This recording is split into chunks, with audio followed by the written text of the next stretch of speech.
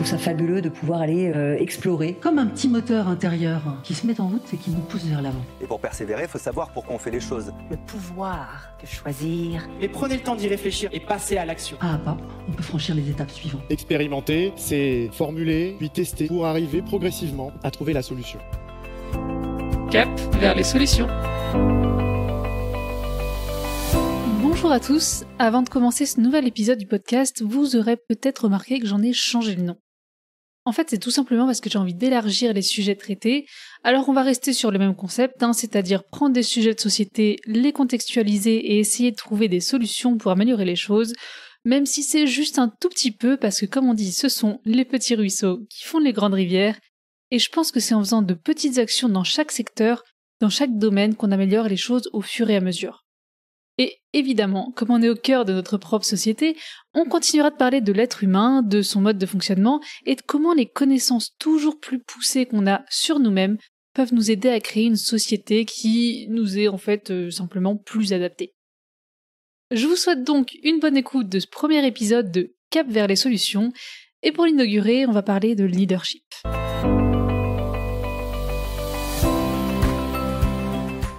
Vous la connaissez cette sensation ? Celle de ne pas savoir pour qui voter, d'hésiter, voter utile ou voter par conviction. Bon, et puis au final, aucun des candidats ne me convient vraiment. Je vote pour le moins pire de tous, ou alors je vote pour celui qui a le plus de chances de gagner face aux extrêmes. Ah non, je sais, je vais voter blanc. Non, mais ça sert à rien. De toute façon, le vote blanc n'est pas reconnu. C'est bien ma veine, tiens. Bon, bah qu'est-ce que je fais ? Oh, et puis je suis sûre qu'on va encore en parler au prochain dîner de famille. Il va falloir que je me justifie. De toute façon, on n'est jamais d'accord. C'est pas très grave, c'est juste que parfois, ça prend de ses proportions. La vie politique nous passionne, nous énerve, nous mobilise, nous divise, nous révolte ou encore nous inspire. Pourtant, la déconnexion entre les Français et leurs représentants semble n'avoir jamais été aussi forte. Vote blanc, abstention, vote utile, les intellectuels sur qui on pouvait auparavant compter pour comprendre les dessous des cartes, de manière un peu plus objective, se mettent eux aussi à déserter les urnes. Moi, je fais partie du quart des Français qui n'a pas voté. Que se passe-t-il ? Sommes-nous à ce point déconnectés du cœur de l'engrenage de notre nation ?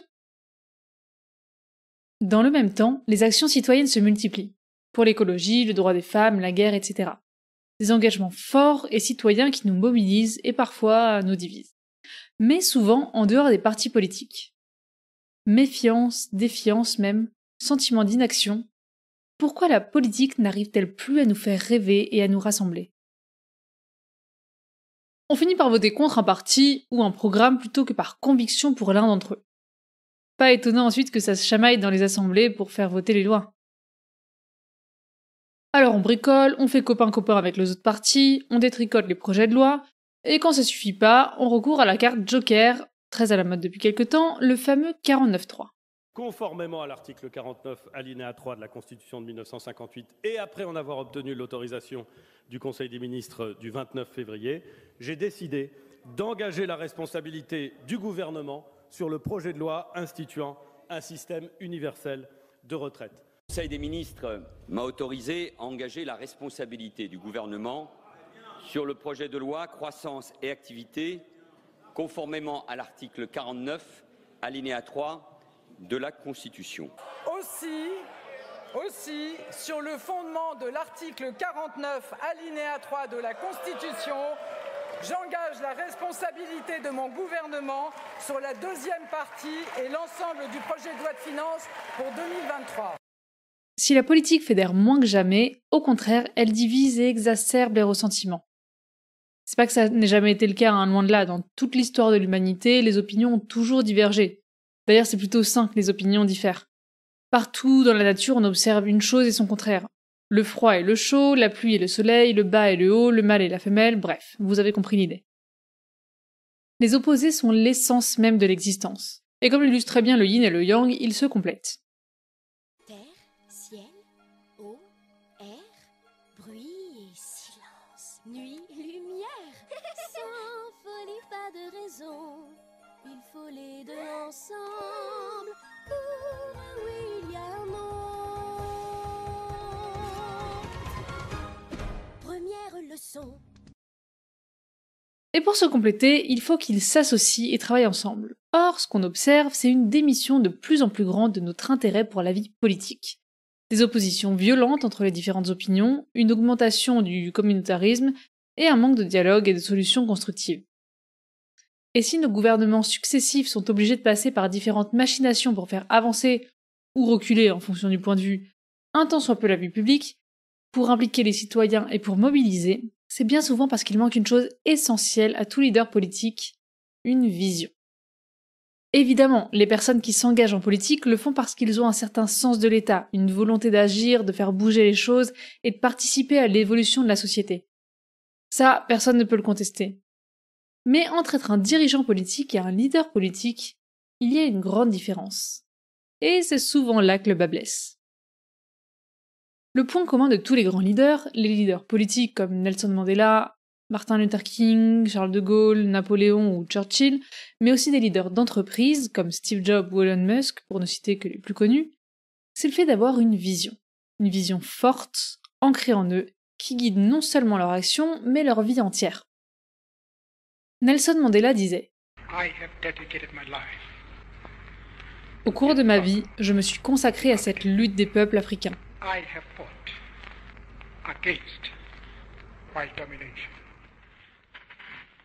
J'ai combattu contre la domination blanche et j'ai combattu contre la domination noire.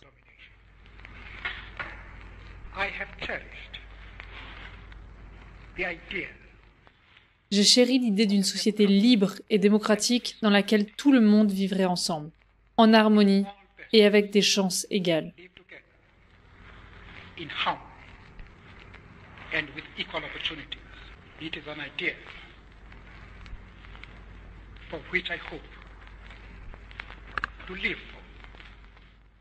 C'est un idéal pour lequel j'espère vivre et que j'espère accomplir.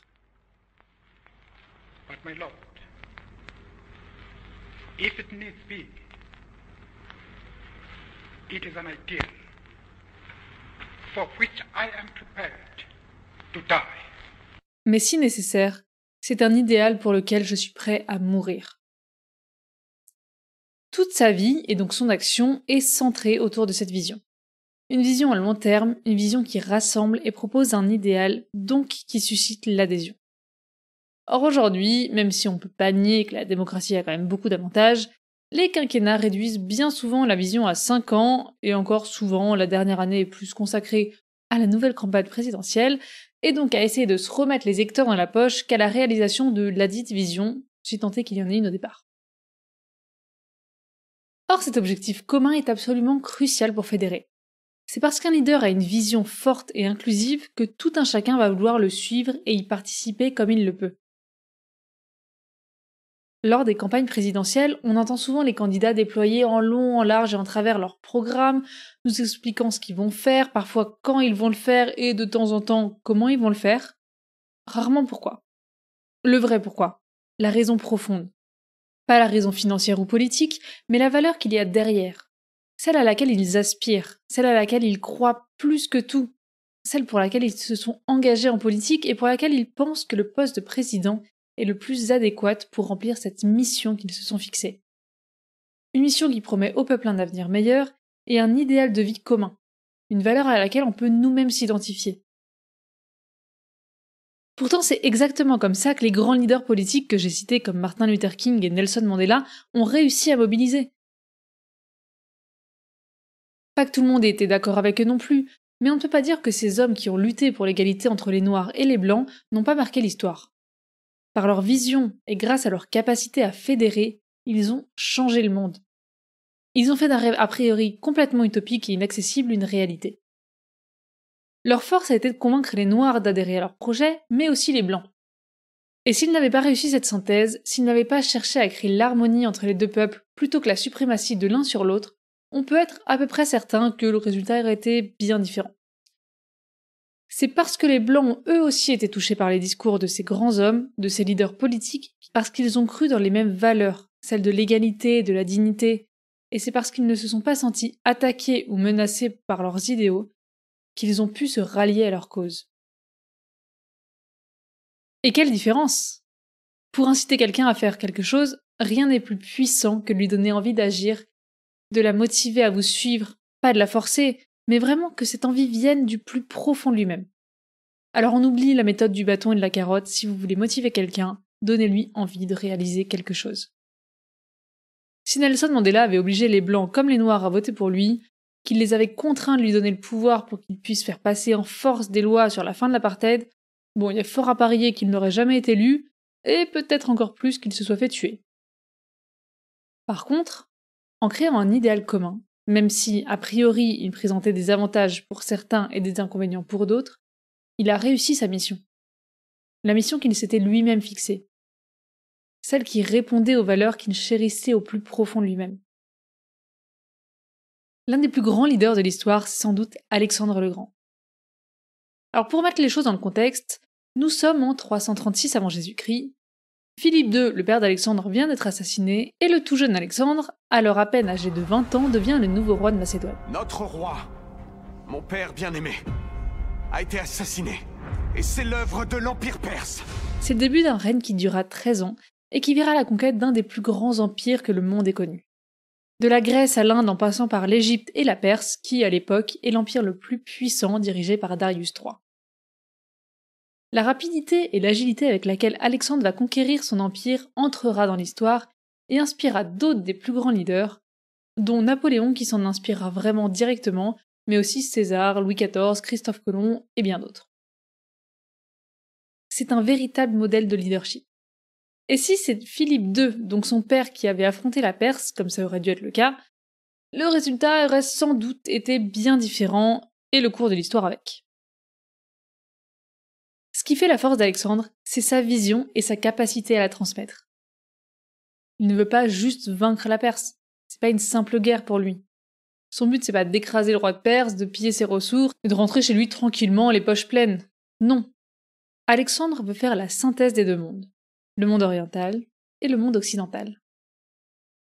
Il veut créer un empire et il va mettre dans ce projet toute son énergie et son intelligence. Il va s'entourer des meilleurs dans chacun des domaines et va créer un véritable noyau dur autour de lui de personnes éminemment intelligentes, dévouées et engagées. La passion qui nourrit l'ambition d'Alexandre est communicative.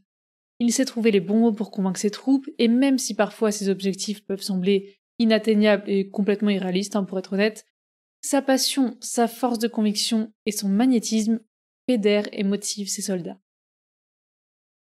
C'est aussi un grand stratège de guerre et c'est quand même pour ça qu'il a réussi à conquérir cet empire, mais s'il n'avait pas réussi à donner un sens profond de la raison de cette conquête à ses soldats, il n'aurait jamais pu aller aussi loin. C'est quelqu'un qui sait s'entourer, qui sait créer l'engagement collectif, qui sait donner du sens à chacune de ses actions. C'est un grand orateur, oui, mais aussi un homme d'action. Il montre l'exemple et s'implique autant que ses troupes dans les batailles. Contrairement à de nombreux rois qui restent bien tranquillement à l'arrière, protégés pour observer et donner des ordres, lui est au combat. Il est même sur le devant des champs de bataille, en première ligne, avec ses troupes. C'est aussi pour ça qu'il est admiré. Il partage les pires épreuves avec ses hommes et ne se contente pas de leur donner des ordres. Pour la petite anecdote, un jour qu'il traverse le désert avec ses hommes, un de ses soldats parvient à trouver un petit peu d'eau et l'offre à Alexandre. Bon, la plupart des dirigeants l'auraient bu, considérant que c'est leur bon droit étant le chef, mais pas lui. Il refuse ce cadeau, estimant que si ses hommes n'ont pas de quoi boire, il n'y a pas de raison que lui soit mieux traité. Qui n'aurait pas envie de suivre un homme comme ça ? Alexandre exerce vraiment un leadership quasi de compagnonnage, au sein d'une structure très égalitaire. Alors qu'il est le commandant et même le roi de ses hommes, il partage avec eux les épreuves du quotidien et de la guerre. Nous sommes ici aujourd'hui pour combattre en libre macédonien. Parmi nous, certains et peut-être moi-même ne verront pas le soleil se coucher sur ces montagnes ce soir. Vous pourrez dire, ce jour-là j'étais à Gaugamel. Pour l'honneur, la liberté et la gloire de la Grèce! Maintenant, dans un contexte plus moderne, on peut observer nos présidents à l'Élysée, avec cuisiniers, personnel, garde du corps, chauffeurs, jet privé et tout le tintouin. Et de l'autre côté, les chanceliers allemands. On se souvient d'Angela Merkel qui faisait ses courses seule, qui vivait dans le même appartement qu'avant et prenait le train. À votre avis, lequel des deux a adopté le mode de leadership cher à Alexandre? Et qui est resté le plus longtemps au pouvoir? Même s'il existe différents types de leadership, on remarque chez tous ces grands hommes et toutes ces grandes femmes une manière similaire d'agir. Ils ont une vision forte, une vision qui répond à des valeurs profondes, ancrées en eux, et pour lesquelles ils sont prêts à tout. En parlant de leurs projets avec passion et conviction, ils nous touchent, ils nous émeuvent, ils nous donnent envie d'agir et de les suivre. Comment ils font? En fait, ils s'adressent directement à notre cœur et à notre cerveau émotionnel. J'ai déjà eu l'occasion de le dire un petit peu dans ce podcast, mais nous sommes des êtres émotionnels avant d'être des êtres intellectuels et de raison.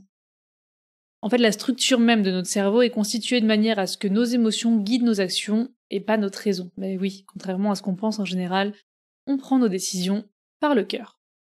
Et quand c'est pas le cas, ça finit rarement bien. Le cortex, c'est la partie logique et analytique de notre cerveau, c'est la couche la plus externe, celle qu'on utilise dans la résolution de problèmes, l'apprentissage ou toute tâche qui nécessite de la réflexion. Mais finalement, cette partie du cerveau ne nous incite pas à l'action. Elle nous permet plutôt de comprendre des informations, de décider si on est d'accord ou pas, mais un meeting politique qui vous donnerait les informations factuelles sur un programme recueillerait votre adhésion et non pas votre envie d'agir. Par contre, il y a une partie plus profonde, et donc plus ancienne de notre cerveau. Le cerveau limbique. Ça, c'est le cerveau émotionnel, le cerveau du cœur, comme on dit. C'est une partie qui s'active lorsqu'on est touché, lorsqu'on est ému, lorsque quelque chose nous met en colère. Cette sensation dans le cœur, dans les tripes, celle qui nous pousse à l'action, qui nous donne envie d'agir et de nous dépasser, c'est cette partie du cerveau qui la provoque. Et c'est celle que parviennent à atteindre les leaders. C'est parce que le sens qu'ils mettent dans leur action, leur motivation profonde, leur objectif et leurs valeurs résonnent avec les autres et nous donnent envie de les suivre. Pas parce qu'ils nous proposent un plan bien cadré dans un tableau Excel avec des prévisions pour chaque prochain jour, mois et année. Pour ça, il y a ChatGPT. En fait, ce qu'il est intéressant de comprendre, c'est qu'on ne suit pas les gens pour ce qu'ils font, mais pour la raison pour laquelle ils le font. Charles de Gaulle disait d'ailleurs « L'action met les ardeurs en œuvre, mais c'est la parole qui les suscite ». Pourtant, pendant les débats présidentiels, chaque candidat déblatère à qui mieux son programme, poussé par les journalistes, se révolte contre les positions des autres, évoque les grands problèmes de notre société en essayant, dans la mesure du possible, de trouver un coupable idéal, souvent le candidat adverse et ses électeurs. On leur demande combien ça va coûter, comment ils vont financer leurs mesures, à quoi ça va servir, et finalement on s'enfonce dans un débat avec des données techniques abstraites et indigestes qui n'ont aucune chance de mobiliser qui que ce soit. Mais tout simplement parce qu'ils s'adressent à notre raison au lieu de s'adresser à nos émotions. Dans les meetings, certains mobilisent plus que d'autres. Et c'est à ça d'ailleurs qu'on reconnaît les grands orateurs. Ces gens qui arrivent à embarquer une foule entière et à leur faire vivre un véritable moment. Ce que je veux, c'est que vous, partout, vous alliez le faire gagner, parce que c'est notre projet. Mais souvent, au lieu d'utiliser leur capacité pour nous rassembler, pour créer une cohésion nationale, pour qu'on trouve des solutions ensemble, ils nous divisent, ils critiquent, accusent, désignent des coupables. Ils arrivent à atteindre nos centres émotionnels, oui, mais pour y faire naître quoi? Du ressentiment, de la colère, de la peur et de la haine. Ce qu'il faut s'étonner ensuite des violences et des divisions qu'on voit chaque jour un peu plus dans notre pays. Quand on veut devenir président, on aspire à gouverner un pays entier, donc on peut pas juste vouloir convaincre les électeurs de son parti. Les leaders politiques, au contraire, rassemblent. Ils cherchent à unir parce qu'ils savent que tout le monde a sa place et un rôle à jouer dans le rêve qu'ils nourrissent. Ils savent que la différence est complémentaire, qu'unir les gens autour d'une cause commune servira à cette cause et donc leur vision. Alexandre le Grand, toujours lui, a réussi l'exploit il y a 24 siècles de créer un empire s'étendant de la Grèce à l'Inde, avec toutes les différences culturelles qu'on peut imaginer, qui étaient encore plus importantes à l'époque qu'aujourd'hui. Et s'il y a une chose à retenir de sa manière de faire, c'est qu'au lieu de forcer tout le monde à se soumettre à ses mœurs et à son mode de vie, comme le font la plupart des rois de l'époque et la plupart des rois depuis, ou empereurs, ou présidents, ou tout ce que vous voulez, dictateurs aussi, il a fait tout l'inverse en respectant les cultures locales et en les intégrant. Il faut quand même bien comprendre qu'à l'époque, les Perses sont considérés par les Grecs non seulement comme des ennemis, mais comme des barbares. Et qu'accepter et adopter leur culture représentait à l'époque une ouverture d'esprit qu'encore aujourd'hui beaucoup d'entre nous pourraient lui envier. D'ailleurs, les peuples qu'il conquit savaient qu'ils n'avaient pas grand-chose à craindre s'ils acceptaient l'autorité du nouveau roi. Et encore mieux, Alexandre intégrait généralement leurs croyances et leurs pratiques culturelles ou religieuses aux siennes. L'un des exemples les plus marquants à ce niveau-là dans la conquête d'Alexandre, c'est probablement son arrivée en Égypte. Le pays appartient alors à l'Empire perse qui ne lui accorde pas plus de considération que ça, mais profite beaucoup de ses richesses. C'est toujours bien d'avoir un plus riche que soi, donc l'Égypte sert clairement de grenier à la Perse. Alors quand Alexandre arrive, qu'il s'intéresse au pays, aux cultures locales, aux traditions, à la langue, qu'il les respecte et les adopte, bon, et ben forcément, ça fait mouche. Et il est accueilli comme un roi, c'est le cas de le dire, sur un territoire qui appartient pourtant à son ennemi. En même temps, qui ne préférerait pas faire rentrer dans sa communauté une personne qui vous respecte et essaye de vous comprendre, plutôt que quelqu'un qui essaie de vous diriger et de vous faire changer. Alexandre va se passionner pour le panthéon égyptien et la culture égyptienne. Il s'intégrera d'ailleurs si bien à la culture qu'il finira par être nommé pharaon, le titre suprême qu'il place au rang de demi-dieu. Oui, rien que ça. Il fera construire la célèbre ville d'Alexandrie, une ville qui respecte l'architecture et la culture égyptienne, mêlée quand même d'un savoir-faire grec. Partout où il va, il allie les savoir-faire des différentes cultures, des différents peuples, pour en faire quelque chose de nouveau. Il fait de la différence un atout. Encore une leçon dont nos politiques pourraient se servir aujourd'hui. Son désir le plus profond, c'est réunir l'Orient et l'Occident dans un empire qu'il veut universel. Et s'il accorde une grande importance au peuple qu'il conquit, il n'en oublie pas pour autant ses hommes. Si la relation entre Alexandre et ses troupes est si forte, c'est parce qu'ils partagent une vision commune, mais aussi parce que ces hommes se sentent considérés et reconnus par leur chef. Sur un plan leadership, c'est quelqu'un qui sait s'entourer, il sait créer l'engagement collectif, il sait donner du sens à chaque action. On dirait aujourd'hui qu'au-delà d'être un leader, c'est un sacré manager. Il sait se faire aimer. Absolument. Et quand on dit aimer, les gens sont quasiment, le mot n'est pas trop fort, quasiment amoureux de lui. Et il sait entraîner les autres. Après les batailles, par exemple, Alexandre a l'habitude de s'entretenir avec ses hommes, avec les blessés, pour leur demander de leur raconter quel était leur rôle dans la bataille, comment ils l'avaient vécu et comment ils avaient reçu leurs blessures. De cette manière, il crée un lien indestructible entre lui et ses hommes. Un lien qui s'avère être sa plus grande force dans les moments difficiles. On est des êtres sociaux, on a besoin des autres. Notre comportement naturel quand on appartient à un groupe, c'est la confiance et la coopération. Sans ça, on n'aurait jamais survécu jusqu'à aujourd'hui. Au cours de l'évolution, on s'est rassemblés en groupes de plus en plus nombreux pour justement affronter les dangers et éviter de se retrouver dans le ventre d'un tigre ou dans de sabre un petit peu trop facilement. Donc quand on sait qu'on est en sécurité et au sein de notre communauté, on adopte un comportement de confiance et de coopération, naturellement. Mais quand c'est plus le cas, c'est à ce moment-là qu'on s'oppose, que les tensions arrivent et qu'on se combat. Ce sont des comportements qui sont assez faciles à voir encore aujourd'hui. Dans l'armée, par exemple, les soldats engagés sont prêts à sacrifier leur vie pour les autres parce qu'ils savent que leurs frères d'armes feraient la même chose pour eux. Ils forment un groupe uni et solide face au danger. Pourtant, demander à un de vos collègues de travail de donner sa vie pour vous, c'est plus rare que ça arrive. Dans une entreprise qui au contraire met des gens en compétition pour savoir qui sera le meilleur, qui aura la promotion, ou qui parviendra à garder son poste, tout l'inverse se produit. On s'affronte, c'est du chacun pour soi, la loi du plus fort ou du plus malin prend le dessus sur la collectivité, chacun essaie de sauver sa peau, et finalement il n'y a plus aucune unité. Pourtant ça existe les entreprises qui fonctionnent comme le modèle de l'armée, dans le sens où le manque d'efficacité par exemple n'est pas synonyme d'un potentiel renvoi, mais plutôt l'occasion de bénéficier d'une formation, pour se mettre à niveau, de demander de l'aide aux autres, de s'appuyer sur la force de l'équipe. Alors après, je vous laisse deviner dans quel type d'environnement on se sent le plus à l'aise pour travailler, et quel type d'entreprise a les meilleurs résultats. Mais pour que ce genre d'environnement soit créé, il faut que ce soit le leader qui mette en place cette confiance. Ce sentiment de sécurité qui provoque la coopération, l'entraide, et finalement l'atteinte d'un objectif commun. Finalement, opposer les gens entre eux, comme c'est souvent le cas en politique, comme ailleurs d'ailleurs, c'est complètement contre-productif pour diriger un pays, une entreprise ou quoi que ce soit d'autre. C'est peut-être une bonne stratégie pour se faire élire dans un premier temps, parce qu'on convaincra un petit groupe de personnes, mais une fois qu'on est élu, normalement l'objectif c'est quand même de redresser le pays qui, en plus, ne va pas particulièrement bien, de créer de l'engagement, de faire évoluer l'organisation générale et le bien-être de tous les citoyens, pas que de ses électeurs. C'est sans doute pour ça qu'après quelques mois d'élection, la popularité de la plupart des présidents chute. Parce qu'ils ont tout misé sur une stratégie de campagne électorale qui vise une certaine catégorie de la population, au lieu de miser sur une stratégie de leader qui inclurait tout le monde. Le troisième aspect des leaders dont je voulais vous parler, c'est celui de la non-violence.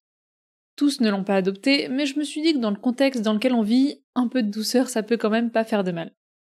Et l'exemple le plus connu de leader non-violent, c'est sans doute Gandhi.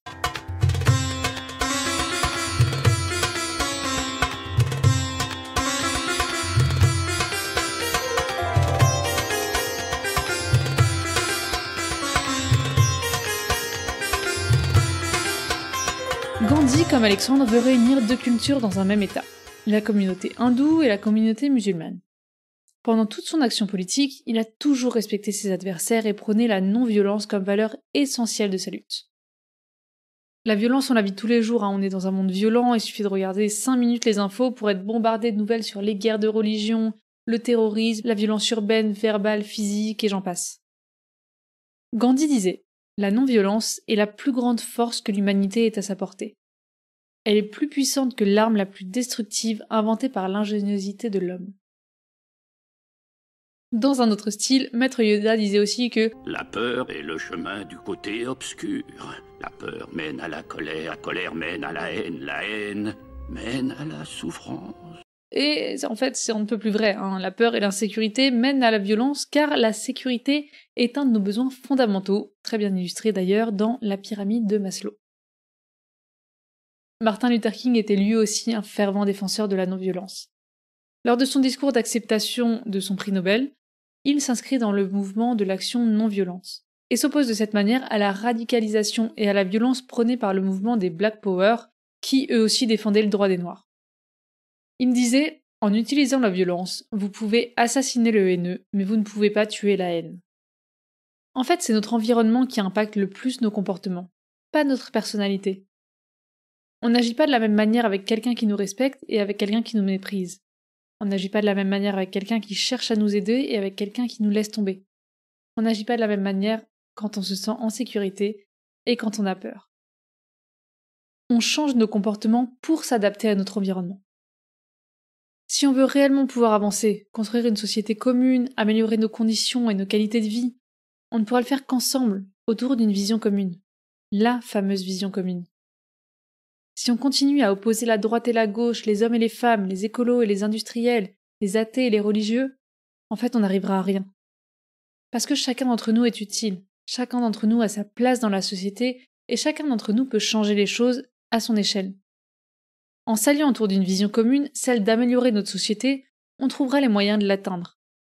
Chacun y participant de la manière qu'il peut, mais chacun y participant. Vous savez, c'est la fameuse goutte du colibri, ce petit oiseau qui, goutte après goutte, essaie d'éteindre l'incendie en disant qu'il fait sa part.